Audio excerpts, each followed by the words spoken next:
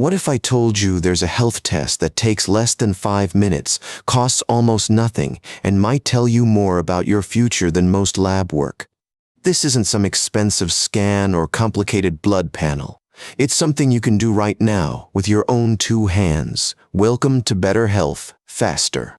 Today we're exploring grip strength, a simple measurement that researchers are calling one of the most powerful predictors of how long you'll live. Here's something that might surprise you. When researchers compared grip strength to blood pressure as a predictor of death, grip strength won. It wasn't even close. And this isn't based on small studies. We're talking about research involving more than 3 million people across multiple continents. What your hands can tell you about your heart, your brain, and your overall resilience might change how you think about fitness entirely. Let's start with the basics. Grip strength is exactly what it sounds like. It's a measure of how much force your hand can generate when you squeeze something. Doctors typically measure it using a device called a hand dynamometer. You squeeze as hard as you can for a few seconds, and it gives you a reading in kilograms. But here's what makes grip strength special. It's not just measuring your hand. It turns out to be a window into your entire body's muscular health. The strength of your grip correlates remarkably well with your overall muscle mass, your core strength, and even how well your nervous system functions. As we age, we naturally lose muscle mass. This process called sarcopenia begins as early as our 30s and accelerates each decade after that. Grip strength declines along with it. But because it's so easy to measure, it serves as an early warning system. Think of it like a canary in a coal mine for aging. The landmark research comes from a massive study called PURE, published in the Lancet in 2015. It followed nearly 140,000 adults across 17 countries for 4 years. The findings were striking. Each 5-kilogram decrease in grip strength was associated with a 16% higher risk of dying from any cause. For cardiovascular mortality specifically, it was even more pronounced. That same 5-kilogram drop correlated with a 17% increase in heart-related deaths. Here's the part that shocked researchers. Grip strength outperformed systolic blood pressure as a predictor of both all-cause and cardiovascular mortality. Think about that for a moment. Blood pressure has been a cornerstone of cardiovascular assessment for over a century, and grip strength beat it. A 2024 analysis published in Scientific Reports confirmed these findings using data from the National Health and Nutrition Examinations Survey, reinforcing that grip strength predicts all-cause mortality. When researchers ranked mortality risk factors globally, low grip strength came in third. Only low education and tobacco use ranked higher.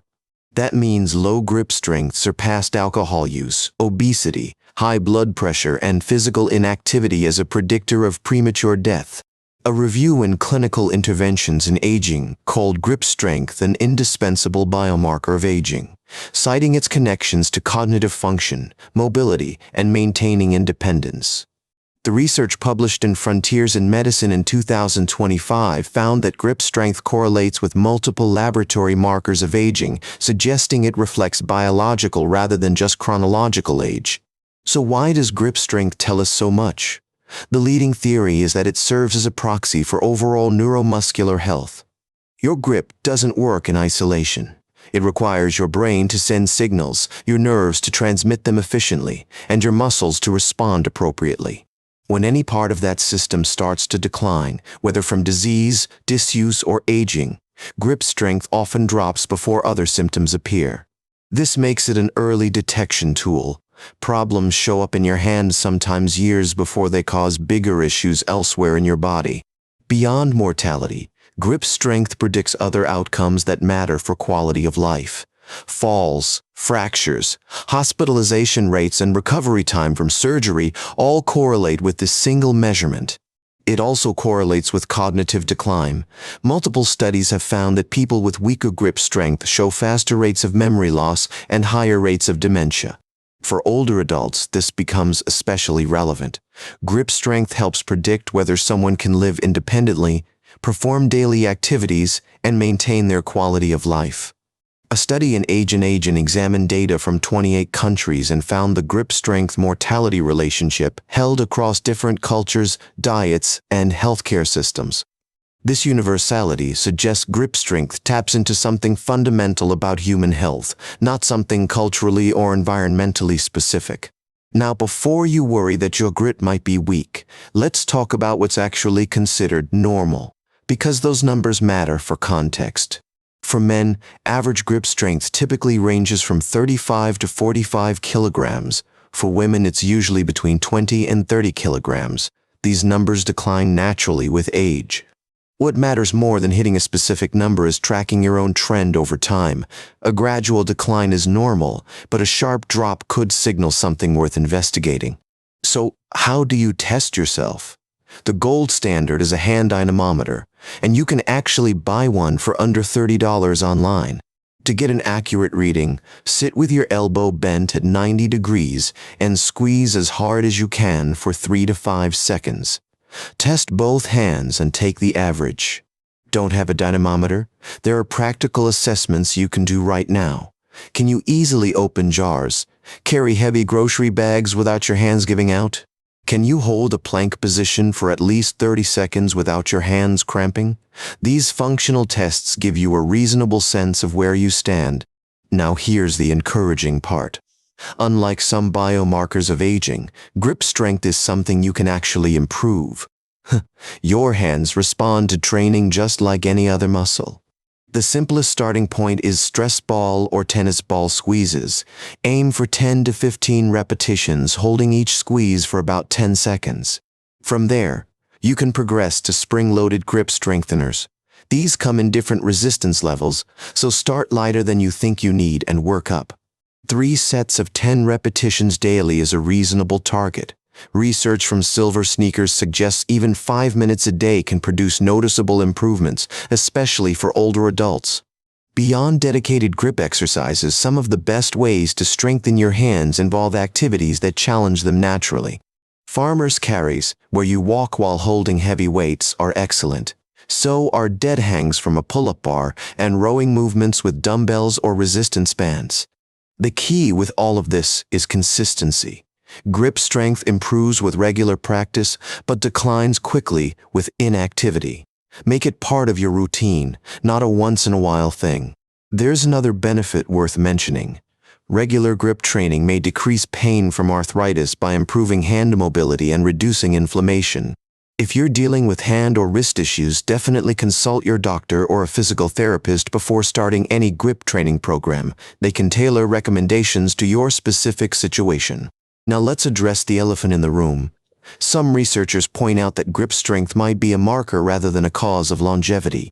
The argument is that weak grip strength might simply reflect underlying disease or poor overall health, rather than being something that directly affects lifespan.